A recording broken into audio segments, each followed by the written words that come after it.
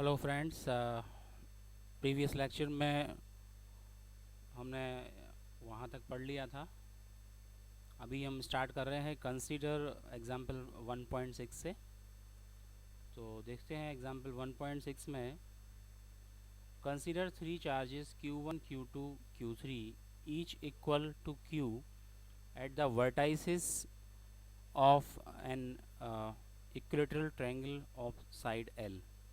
What is the force on a charge capital Q with the same sign as Q placed at the centroid of the triangle as shown in figure 1.9? तो ये देखिए, आपका एक charge यहाँ रखा गया है, एक चार्ज यहाँ रखा गया है, एक चार्ज यहाँ रखा गया है, और साइड क्या है, ये L है, ये A B C हो गया, और सेंट्रॉइड पर भी चार्ज Q रखा गया है। तो सेंट्रॉइड पर जो चार्ज Q होगा उस पर तीन फोर्स होंगे। कौन कौन सा फोर्स होगा? Q1 के कारण, Q1 पॉजिटिव है तो रिपल्सन का फोर्स F1 होगा, F3 भी रिपल्सन का फोर्स होगा, और F2 भी होगा, है ना। और टोटल फोर्स क्या आएगा? इन दोनों का F2 और F3 का समेशन आएगा, और F1 और F3 का समेशन, ये दोनों माइनस हो जाएंगे। चलिए, सबसे पहले हम क्या निकाल लेते हैं, हमको ये फोर्स निकालना है, तो हमको OA, OB और OC तीनों हमको चाहिए पड़ेंगे, है ना। तो in the given equilateral triangle ABC, the side of length is L. If we draw a perpendicular AD to the side BC, BC से हमने क्या डाला? We draw a perpendicular AD to the side BC. Side BC पर एक perpendicular डाला है AD, ठीक है। तो क्या हुआ? AD इज इक्वल्स टू क्या हो जाएगा? AD is equals to cos 30, मतलब ये सेम 60 में डिवाइड हो रहा है, तो cos 30 इज इक्वल्स टू आधार बटे कर्ण। cos 30 आधार क्या है? आधार हो जाएगा आपका AD, और कर्ण क्या हो जाएगा? AC। तो cos 30 इज इक्वल्स टू आधार बटे कर्ण, है ना। तो आधार हो जाएगा AD और कर्ण हो जाएगा AC। तो कितना आ गया? आधार बटे कर्ण, आधार बटे कर्ण आ जाएगा आपका AD इज इक्वल्स टू क्या हो जाएगा फिर? AC cos 30। तो AC cos 30 √3/2 होता है, तो √3/2 L। And the distance AO of the centroid O from the A is 2/3 AD। ये कितनी होगी डिस्टेंस? AO डिस्टेंस निकालना है कहाँ से? सेंट्रॉइड O से, फ्रॉम द A, यहाँ से, ठीक है। तो ये कितनी होगी? 2/3 AD, 2/3 AD होगी। तो 2/3 AD में हम 2/3 रखेंगे इसमें, तो 2 से 2 कैंसिल होगा, तो क्या आ गया? 1/√3 L। तो बाय सिमेट्री से AO is equals to BO is equals to CO। Symmetry से ये इक्विलेटरल ट्रायंगल में ये होता ही है, ये तो ये तीनों एक ही होंगे, सेम होंगे। AO is equals to BO is equals to CO। चलिए, अब हमको क्या निकालना है? F2 और F3 निकालना है, ठीक है। तो चलिए हम F2 F3 निकालेंगे। अब ये प्रॉब्लम है हमारी। अब इसमें force F1 on Q1 due to the charge Q at A क्या आएगा? ये 1/4πε0 Q बाय L/√3 आया था, L/√3 का होल स्क्वायर आएगा, तो 3/L² अलॉन्ग AO आएगा। Force F2 on Q due to the charge Q at B, ये भी कितना आएगा? 1/4πε0 Q बाय L/√3 का होल स्क्वायर, √3 का होल स्क्वायर होगा, तो क्या आएगा? 3 ऊपर आ जाएगा और L² नीचे आ जाएगा, along the BO। From F3 on Q charge at the C 3/4πε0 QQ L² by along CO। तो resultant of the F2 F3 क्या आएगा? दोनों को जोड़ेंगे तो क्या आ जाएगा? ऐड करेंगे तो रिजल्टेंट F2 F3 को, तो वो क्या आएगा? अलॉन्ग OA आएगा, वो आएगा 3/4πε0 QQ by L², Q into Q by L² आएगा, है ना। अब by the parallelogram law, therefore the total force on the Q is equals to 3/4πε0 Q L² R cap minus R cap, तो 0 आ गया। तो आर कैप क्या है? Unit vector along OA। तो it is clear by symmetry that the three force will sum to 0। Suppose that the resultant force was non zero but in some direction, consider that what would happen if the system was rotated about 60 degree about O। So ये force आपका 0 आएगा। इसका मतलब क्या है? Symmetricity में रखे हुए हैं, तो वहाँ पर कोई फोर्स भी नहीं लग पा रहा है। चलिए, हम जा रहे हैं नेक्स्ट क्वेश्चन पे, एग्जाम्पल 1.7। इसमें क्वेश्चन है आपका कि consider charge Q Q and minus Q place at the vertices of equilateral triangle. फिर से अगेन इक्विलेटरल ट्रायंगल है, Q Q और minus Q। What is the force on each charge? तो ईच चार्ज प्रत्येक charge पर हमको क्या निकालना है? फोर्स निकालना है। The force acting on charge Q at A due to the charge Q at B and minus Q at C।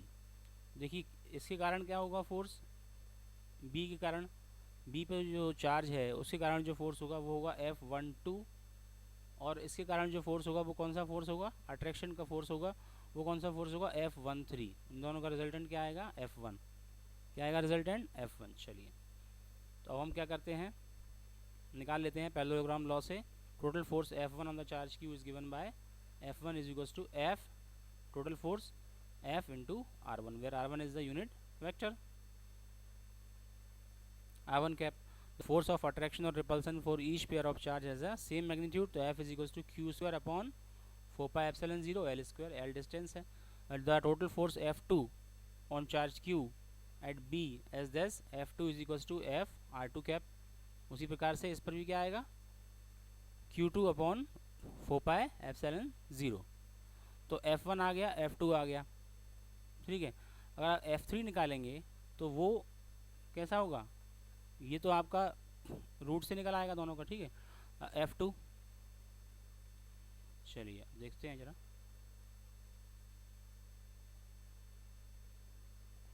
Similarly the force on charge minus Q is क्या आएगा? F3 is equals to √3 Fn आएगा, where n is the unit vector. It is interesting to see that sum of the all forces on the three charges is 0. The result is all surprising. It follows straight from the fact that the Coulomb law is persistent with the Newton third law। मतलब तीनों force का अगर 0 आ रहा है तो इसका मतलब क्या है? दो रिजल्टेंट का फोर्स, दो फोर्स का जो रिजल्टेंट है वो तीसरे के इक्वल और अपोजिट है। तो यही हमारे न्यूटन का थर्ड लॉ है, इक्वल एंड अपोजिट फोर्सेस, है ना। तो अभी हम आ रहे हैं इलेक्ट्रिक फील्ड पर। बहुत ही इम्पोर्टेंट टर्म है again electric field. Let us consider a point charge Q placed in a vacuum at the origin O। एक पॉइंट चार्ज, पहले भी हम बता चुके हैं पॉइंट चार्ज क्या होता है। If the size between size of the charge is far less than the distance between the two charges then the charge is referred as a point charge. So if we place another point charge Q, small q, at the point P where OP is equals to R, then the charge Q will exert a force on Q as per the Coulomb law. So we may ask the question, if charge Q is removed, then what is left in the surrounding? Is there nothing? If there is nothing at the point P, then how does the force act when we place at the charge Q at the P? In order to answer such question, the early scientists produced the concept of field. तो field means क्या होता है? Every charge is has it field surrounding it. Suppose that this is your positive charge Q, तो positive charge Q से बाहर की तरफ field निकलता हुआ दिखाई देगा। ये फील्ड लाइंस कहाँ दिखेंगी? बाहर की तरफ डाइवर्ज होती दिखेंगी, है ना, बाहर की तरफ डाइवर्ज हो रही है।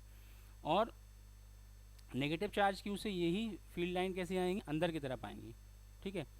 So the effect of charge can be incorporated। तो F is equal to 1/4 pi epsilon 0 Q by R square into R, ये फोर्स हो गया। तो इसमें इलेक्ट्रिक फील्ड क्या हुआ? 1/4 pi epsilon 0 Q by R square. तो हम क्या कह सकते हैं? चलिए तो यहाँ पर F R is equal to Q into E R हो गया। तो फील्ड को हम डिफाइन कर सकते हैं, electric field due to a charge capital Q at the point in a space में be defined as the force. किसके बराबर है वो? उस फोर्स के बराबर है that a unit positive charge would experienced if placed in the field of at the point Q के फील्ड में आप रखेंगे तो वो उतना ही फोर्स एक्सर्ट करेगा। तो which is surrounding the charge Q which is producing the electric field is called the source charge, and the charge small q which tests the effect of its source charge is called the test charge. So now that the source charge Q must remain at its origin location. However, if a charge small q is brought at any point of around capital Q, the capital Q itself is bound to experience an electric force due to the small q and will tend to move. The way out of its difficulties to make Q is negligibly small, the force F is then negligibly small, but the ratio F by Q is finite. Define the electric field is equals to limit Q tends to 0 F by limit F by Q. A practical way to get around the problem in the is hold to capital Q to its location by the unspecified forces. This may to look at the strange, but actually this is what happened in the practice. तो देखिए क्या हो रहा है, आपको simple सा इतना ही याद रखना है कि इलेक्ट्रिक फील्ड, एक प्रत्येक चार्ज का एक इलेक्ट्रिक फील्ड होता है. तो फील्ड को आप कैसे डिफाइन करेंगे? The electric field is defined as the force, कुछ उस फोर्स के द्वारा डिफाइंड होगा जो कि यूनिट चार्ज को उसके फील्ड में लाने से अनुभव होता है. कौन से चार्ज को? यूनिट चार्ज को, है ना. चलिए, note that the electric field due to the capital Q through defined operationally in terms of some test charge Q, small q is independent of the Q. This is because the F, capital F is proportional to Q, so that the F by Q does not depend on Q. तो इसका मतलब क्या हो रहा है, मैंने आपको बताया. इलेक्ट्रिक फील्ड क्या होता है? इलेक्ट्रिक फील्ड सिंपल आपको याद रखना है कि electric field is defined as the force when we place a unit charge in the area of the particular charge. तो इलेक्ट्रिक फील्ड क्या हो गया? E इज इक्वल टू, देखिए यहाँ पर थोड़ा सा आपको मैं एक्सप्लेन कर देता हूँ. E इज इक्वल टू होता है F by Q. F by Q, ये इलेक्ट्रिक फील्ड है. तो if Q is equal to क्या हो जाएगा? इसको हम टेस्ट चार्ज मान लेंगे तो Q is equal, unit charge मानेंगे तो Q is equal to 1 coulomb हो जाएगा. Q इज इक्वल टू, अगर मान लीजिए कितना है, 1 कूलम. कितना है? 1 कूलम. और फोर्स है 1 न्यूटन. फोर्स कितना है? 1 न्यूटन. तो अगर यूनिट चार्ज में 1 न्यूटन का फोर्स लग रहा है तो इलेक्ट्रिक फील्ड कितना होगा? 1 न्यूटन पर कूलम, है ना. 1 न्यूटन पर कूलम. तो electric field due to the system of charges. Suppose that कई सारे चार्जेस हैं, तो उनके कारण से इलेक्ट्रिक फील्ड कैसे निकालेंगे? तो हमने पहले ही बताया था कि सुपरपोजिशन थ्योरम यहाँ पे लगेगी. एक चार्जेस पर सभी चार्ज के कारण फोर्स लगेगा, उस फोर्स को ऐड कर देंगे. तो इस तरीके से हम कूलॉम लॉ और सुपरपोजिशन के प्रिंसिपल से हम फील्ड को निकाल सकते हैं. तो consider a system of charge Q1, Q2, Q3 and so on of Qn with the position vector R1, R2, R3 and so on relative to the some origin O, like the electric field at a point in the space due to the single charge electric field at a point in the space due to the system of charge is defined as the force experienced by the unit charge placed at that point. Unit charge को उस point पर अगर आप place कर रहे हो तो वो कितना फोर्स एक्सपीरियंस कर रहा है, यही क्या होती है? इलेक्ट्रिक फील्ड होती है. ठीक है, अभी चलिए नेक्स्ट पे चलते हैं. हम इलेक्ट्रिक फील्ड कैसे निकालते हैं. यहाँ पे थोड़ा सा ब्लर हो रहा होगा आपको, अभी दिखेगा. ये देखिए, अभी हमने मान लीजिए 3 लिए फील्ड, है ना. 3 चार्ज लिए, Q1 लिया, Q2 लिया, Q3 लिया और Q4 लिया. ठीक है, और P पॉइंट P पर हम क्या निकाल रहे हैं? इलेक्ट्रिक फील्ड निकालना है. तो 1 के कारण क्या आएगा? E1. 2 के कारण E2, ये आ गया E2. 3 के कारण E3, ये E3. 4 के कारण E4. फिर इन चारों को रिजल्टेंट ले लेंगे. E1 और E2 का ये आ गया, इन दोनों का ये आ गया, इन दोनों का ये आ गया. फिर इन सबको आपस में ऐड कर देंगे. तो electric field E1 at the R due to the Q1 is 1/4πε0 Q1 by R1P का whole square into R1P unit vector, where R1P is the unit vector in the direction from Q1 to P and R1P is the distance between Q1 and P. In the same manner electric field E2 due to the Q2 क्या आएगा? 1/4πε0 Q2 by R2P का whole square R2P unit vector. तो इसी प्रकार से अगर superposition theorem हम लगाएं और आर एन फील्ड के लिए निकालें तो E is equals to E1R plus E1R plus E2R plus E3R and plus sum of ENR. तो 1/4πε0 Q1 बाय R1P का whole square R1P unit cap plus 1/4πε0 Q2 by R2P का whole square R2P unit vector plus sum of 1/4πε0 Qn RNP का whole square RNP क्या है? Unit vector. तो total field क्या आएगा? 1/4πε0 summation I is equals to 1 to n QI bye RIP का whole square RIP unit vector. So E is a vector quantity that varies from one point to another point in a space and it is determined from the position of the source charge. चलिए next है कि physical significance क्या है electric field का. बहुत ही अच्छा है ये. हम जो भी चीज़ें पढ़ रहे हैं उनको सिग्निफिकेंस हमको मालूम होना चाहिए. तो फॉर इलेक्ट्रोस्टैटिक्स अगेन ये टर्म्स हम पहले बता चुके हैं कि electrostatics deals with the study of force, electric field, potential, electric flux density due to the static charge in the electrostatics. The concept of electric field is convenient but not really necessary. The electric field is an elegant way of characterizing the electrical movement of the system of charge. Electric field at a point in the space around a system of charge tell you the force unit positive test charge would experience if placed at that point. यही electric जो definition है वही physical significance भी है. So the term in physical generally refers to the quantity that is defined every point in space may vary from point to point. Electric field is a vector field since force is a vector quantity. That's why the अगर force vector quantity है उसी प्रकार से electric field भी क्या है आपकी vector quantity है. नेक्स्ट चलते हैं, इसको थोड़ा सा जूम करेंगे. अभी सही दिख रहा होगा आप लोगों को.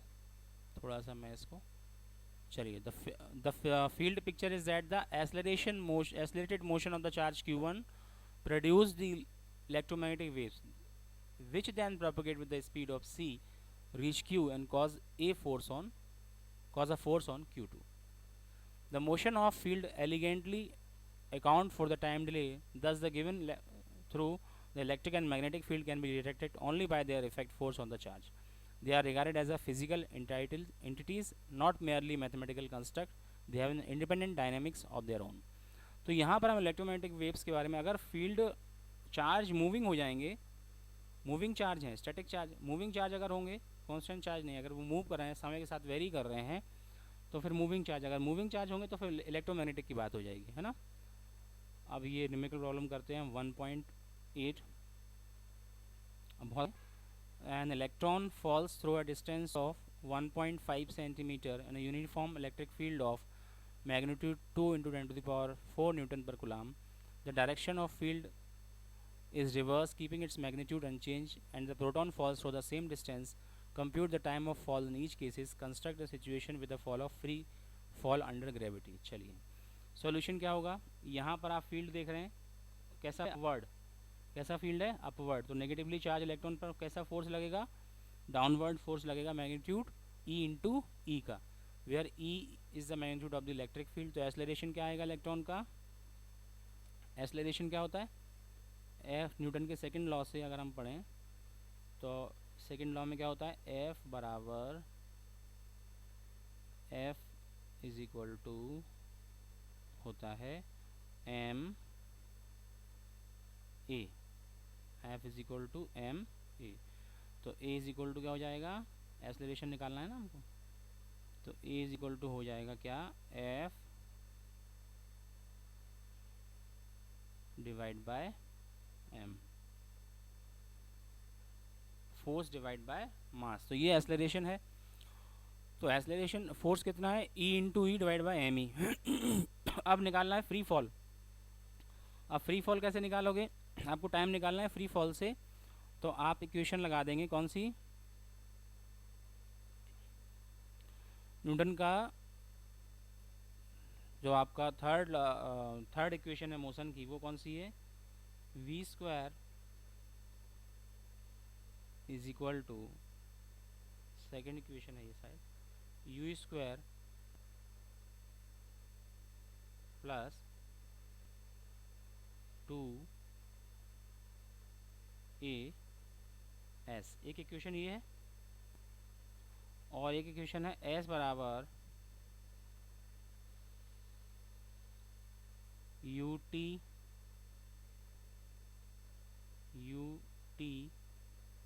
Plus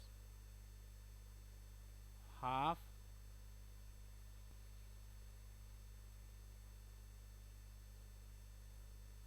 eighty square. एक इक्वेशन ये है, हाफ एटी स्क्वायर. ठीक है, तो s हो गया आपका h मान लीजिए, इसी इक्वेशन लगा दीजिए, और u को इनिशियल वेलोसिटी में फ्री में क्या मान लेंगे हम, u बराबर 0। तो t कितना आएगा, √2s बाय t कितना आएगा, t यहाँ से निकाल लो, √2s divide by a। t is equals to क्या आ गया, s को h मान लिया, तो t आ गया आपका कितना आ गया, t बराबर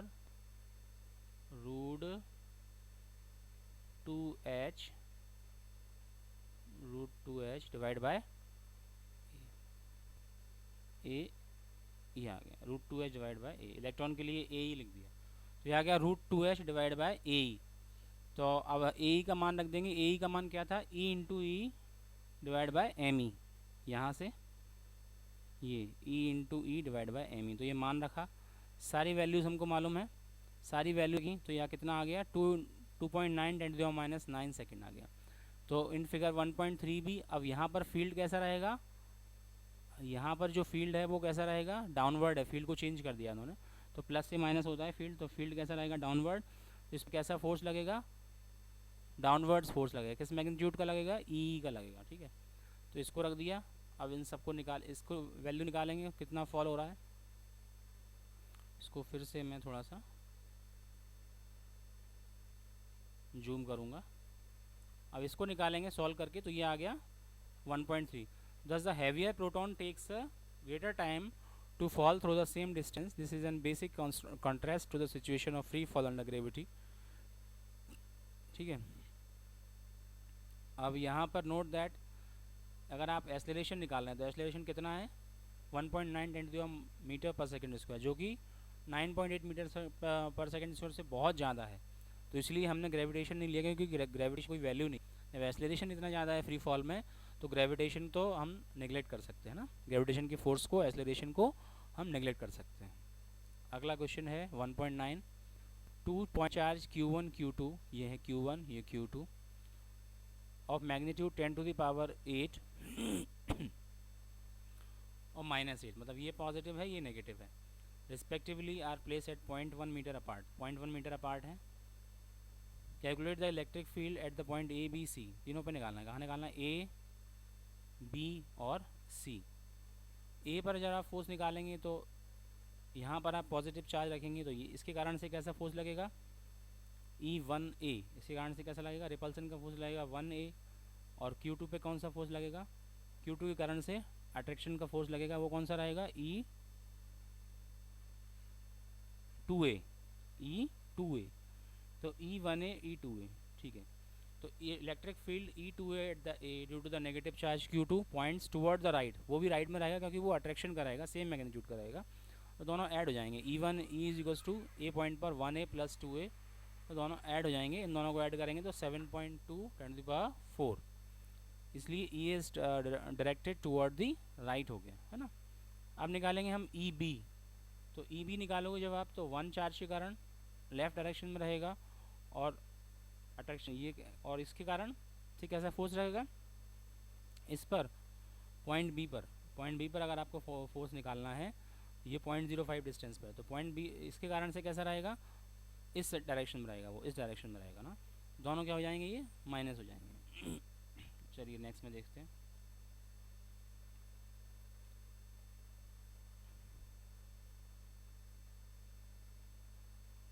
ये देखिए, the electric field vector E1b at a b due to the positive charge Q1 point toward the left has a magnitude E1b is 1/4πε0 q by r square, फिर 1/4πε0 q by r square, negative कर देंगे तो ये आएगा इतना, EB is toward the left रहेगा, है ना। अब magnitude of the each field vector eight the point C √2 Q1, E1C E2C वो सेम रहेगा, लेकिन ये किसने रहेंगे, 10⁻3। Direction in which the two vectors are pointed indicated resultant of the force EC is equals to 1C और 2C, तो 1 cos 60 plus E2C cos 60, so solve करेंगे तो टूवर्ड द राइट 9 × 10⁻3 न्यूटन पर कूलम रहेगा। तो इस प्रकार से you can find out the electric field at the various point by applying the superpositions and the Coulomb law. Next हमारा जो है वो है इलेक्ट्रिक फील्ड लाइन। तो it is a vector quantity electric field and it is represented as a, we represent vectors. Let us try to represent capital E due to the point charge pictorially. Let the point charge be placed at the origin and draw vector pointing along the direction of the electric field with their length proportional to the strength of the field at each point. Since the magnitude of the electric field at a point decrease inversely as a square of the distance of the point from the charge. मतलब जैसे जैसे आपका ऐसे यहाँ पर electric field ज़्यादा होगा, यहाँ magnetic lines electric field line dense होंगी, जैसे जैसे दूर जाते जाओगे तो लाइन की डेंसिटी कम होती जाएगी, तो आपका इलेक्ट्रिक फील्ड भी कम होता जाएगा, ठीक है। तो ई इज चार्ज, मतलब यहाँ पर अगर मैं बोलूँ, यहाँ पर अगर मान लीजिए यहाँ पर मैंने फील्ड E1 है, कहाँ पर है फील्ड E1, यहाँ पर जो फील्ड E1 है और यहाँ पर फील्ड मान लीजिए E2 है, क्या है E2 है, तो कौन सा फील्ड ज़्यादा होगा, E1 फील्ड, बिकॉज जो चार्ज के नियर में है वो फील्ड ज़्यादा होगा, तो E1 will be greater than E2, है ना। तो यही फील्ड लाइन, हमको कुछ कैरेक्टरिस्टिक्स हैं फील्ड लाइन की, वो देखना है क्या होती है, ठीक है। E1 क्या होगा, ग्रेटर होगा E2 से। उसी प्रकार से अगर यहाँ पर E3 रखेंगे तो यहाँ मान लीजिए आपने E3 रखा फील्ड, तो क्या हो जाएगा, E1 is greater than E2 is greater than E3, वो और भी कम होगा, है ना। यहाँ पर आपका फील्ड का इफेक्ट, जैसे जैसे आप दूर जाते जाएंगे चार्ज से, फील्ड का इफेक्ट क्या होता जाएगा, कम होता जाएगा। चलिए यहाँ थोड़ा सा और समझ लेंगे इसको ज़रा डायग्राम से। ये हमें डायग्राम बनाना है, dependence of electric field distance on the distance and it is relation to the number of field lines. देखिए सपोज दैट ये क्यू चार्ज है, रीजन ऑफ स्ट्रॉन्ग फील्ड है ये, यहाँ पर एक कैपिटल आर एरिया मान लिया, तो इस पर कितनी लाइन जा रही हैं इलेक्ट्रिक फील्ड की, 1 2 3, यहाँ पर माना तो कितनी लाइन जा रही हैं, 2, और आगे जाएंगे तो सिर्फ एक ही लाइन जाएगी, है ना। तो हमने क्या देखा, we can imagine two equal and small element area placed at the point R and S, ये आर प्लेस किया है एक एस, ठीक है, normal to the field line, therefore number of field lines in our picture cutting the area element is proportional to the magnitude field of these point. The picture shows that क्या the field at the R is stronger than the field S. Okay. So to understand the dependent field on the area, rather the solid angle separated by the area angle, let us try to relate the area with the solid angle. In generalization, let a small transverse line element delta L be the place at the distance R from the point O. पर मान लीजिए delta L आपने place किया है, ठीक है। तो theta कोण बराबर चाप बटे त्रिज्या, थीटा बराबर डिस्टेंस चाप बटे त्रिज्या, डिस्टेंस अपॉन रेडियस। तो likewise in 3 dimension delta S क्या हो जाएगा, delta ohm is the solid angle delta S by R square. तो इस प्रकार से हो जाएगा। The picture lines was invented by Faraday to develop an intuitive non mathematical way of visualizing electric field around the charge configuration. Faraday called them line of force. Faraday ने इनको क्या बोला, line of force, and this term is somewhat misleading, especially in case of magnetic field. The more appropriate term is the field lines, दोनों के लिए electric field और magnetic field, है ना। तो electric field lines does a way of pictorially mapping the electric field around a configuration of the charge. इतनी सी बात है बस, है ना। ये थोड़ा और समझना होगा आपको, इसको और समझते हैं किस तरीके से ये रिप्रेजेंट करता है। देखिए फील्ड लाइन की कैरेक्टरिस्टिक्स क्या है, field line start from positive charge and and at the negative charge, हमेशा पॉजिटिव चार्ज से स्टार्ट होती हैं और नेगेटिव, ये आपको चार्ज से स्टार्ट हो रही हैं और एंड कहाँ हो रही है, नेगेटिव चार्ज पर। If there is a single charge there may be start or end at infinity, है ना। अगर सिंगल चार्ज है तो वो स्टार्ट इन्फिनिटाइज से हो सकती हैं और एंड भी इन्फिनाइट पे हो सकती है ना। Charge free region without any breaks,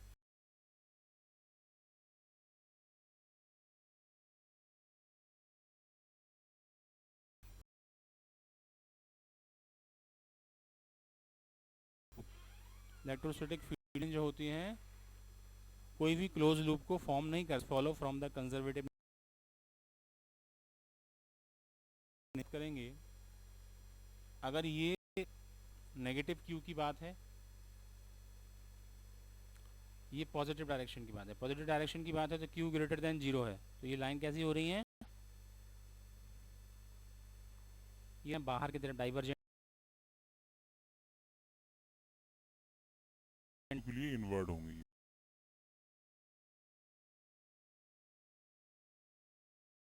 line of force कैसी बनेगी, रिपल्सन की, है ना। ये देखिए यहाँ से जा रहा है प्लस क्यू, तो ये कैसा है, एक दूसरे को कट नहीं कर रही इलेक्ट्रिक फील्ड लाइन, और कैसी फोर्स है, एक दूसरे को रिपेल करेंगी ना ये, तो रिपेल कर रहे हैं, ये देखो रिपेल कर रहे हैं एक दूसरे को। यहाँ अट्रैक्ट करेंगे क्योंकि अपोजिट चार्ज हैं, तो प्लस क्यू से माइनस क्यू एंड होगा, प्लस क्यू से माइनस क्यू, प्लस क्यू से माइनस क्यू, प्लस क्यू से माइनस क्यू, प्लस क्यू से माइनस क्यू। उसी प्रकार से ये प्लस क्यू से माइनस क्यू, प्लस क्यू से डाइवर्ज होना, माइनस क्यू से एंड होना, प्लस क्यू से चलना, माइनस क्यू पे एंड होना। इन्फाइनाइट से आ रही है, इन्फाइनाइट पे जा रही हैं। अब लेक्चर थोड़ा सा लंबा हो रहा है, 1.10 इलेक्ट्रिक फ्लक्स। नेक्स्ट लेक्चर से पढ़ेंगे फ्रेंड्स। आपके व्यूज़ मुझे बहुत कम मिल रहे हैं, और आपके लाइक शेयर सब्सक्राइब नहीं आ रहे हैं। सब्सक्राइब जितना ज़्यादा चैनल होगा उतना ज़्यादा मुझे अच्छा लगा पढ़ाने में, और आपके अगर व्यूज़ आएंगे कमेंट में तो मैं उनको आंसर दूंगा, और बहुत ही अच्छा फील करेंगे कि क्लास के जैसा। तो थोड़ा सा आप इंटरेस्ट लें, मुझे कमेंट करें ताकि मैं उनका आंसर दूं, और फिर मुझे लेक्चर बनाने में और आपको पढ़ने में भी बहुत अच्छा लगेगा। बेसिकली हम क्लास 12 NCERT को कवर करेंगे पूरा इन लेक्चर्स में। तब तक के लिए फ्रेंड आप लेक्चर पढ़ते रहिए और समझिए और बताइए क्या प्रॉब्लम आ रही है। तब तक के लिए थैंक यू।